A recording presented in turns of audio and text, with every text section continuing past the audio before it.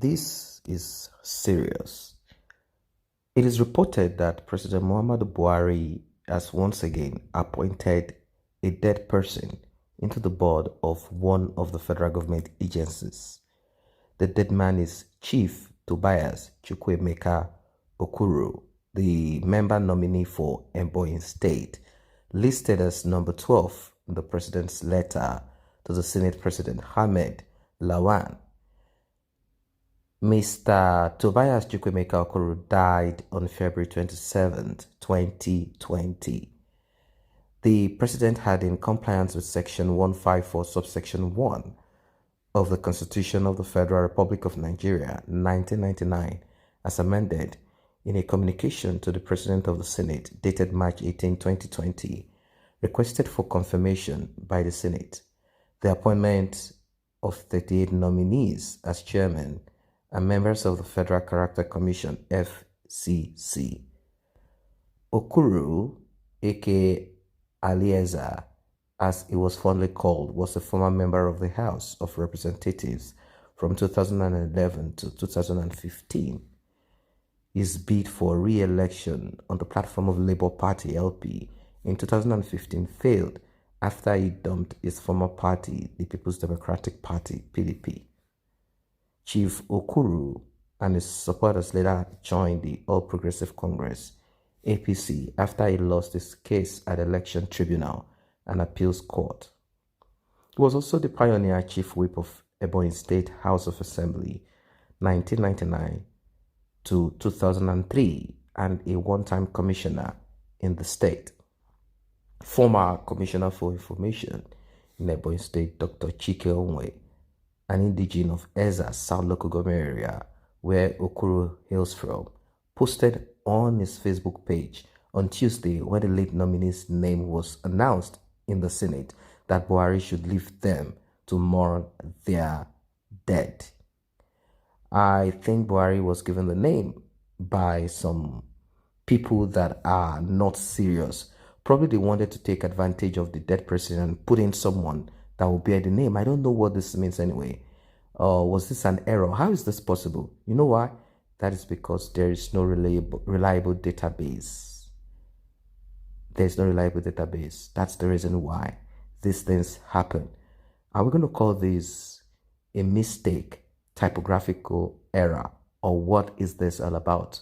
It is not clear how the name of a dead person will be inserted into a list and be presented to Buhari. PMB, please, in the name of God, leave us alone to mourn our dead. Keep your belated appointment. That is what Onwe said. Another Eza indigene, Comrade Kizito Nwanko, also lamented the death of the nominee on his Facebook page. And Nwanko wrote, "How I wish you are here to hear your name reverberating in the chambers of the National Assembly as an appointee of Mr. President. We all waited for it, and it came only when you had gone, deepening the hole in our hearts, reminding us the vacuum your departure created. For over 4 good years, you worked and hoped for today to come. You rejected advances from the main opposition party to your party. You kept faith with APC and trusted Mr. President. It's a pity you are no more here to receive the presidential handshake we had all expected on your swearing in. The last time such an inauspicious appointment raised eyebrows was in late December 2017, when Nigerians noticed that among a list of new appointments into the governing boards of agencies and parastatals were no fewer than 8 deceased persons, among whom were late Reverend Christopher Utova as member of the Nigerian Institute of Social and Economic Research, late Senator Francis Okpozo as chairman of Nigerian Press Council, and late Chief Donald Ubaja as member of the Consumer Protection Council. Well, I think, Buhari himself is overwhelmed. He cannot handle any of these things. He cannot. Buhari cannot handle any. And when I say any, Buhari cannot handle any of this at all. And I think the people that surrounds Buhari are simply people that are not doing their job. And in a Senate climb, heads must roll. Someone has to be queried. Someone has to be questioned for such. They might end up saying it's a typographical error and not necessarily an error that they thought of before and probably they never cared. They might just say it's something that just came across along the way, that it's not necessarily their own fault. I wouldn't know, but how can this be? How can names be printed? How can names be produced? Who went through the names? How come the person did not realize? Is it that they just felt that, all right, let us come up with certain names, people that we believe are from certain locations, let's just come up with them together and let's put their name. And the person is not aware that the man is dead and he wasn't called. They just felt, let's put his name among the nominees. Once his name is called, he will realize that he has been nominated. That simply put, they never had any committee or a phone call as regards this. How were they able to communicate with the, with the region, with the, since they say he's a member of the House of Assembly, Federal House of Assembly, how were they able to communicate with his constituency? How were they able to connect with him? How were they able to do it with any other amongst them? How did they do this? And how come if the man is dead, there is no record that shows that he's dead from the database? That's what I talked about, database. Now, you can also see the lapses aside the palliatives that people are complaining about. You can also see the records of death and birth.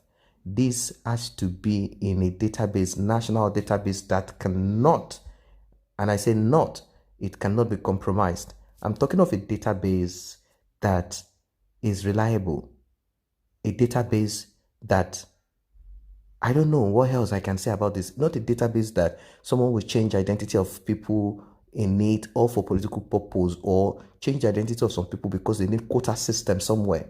I'm talking of a database that has certain keys, and the key is not just going to be in the hand of one, commissioner of or one man, one nominee, or one appointee, or one minister from the north.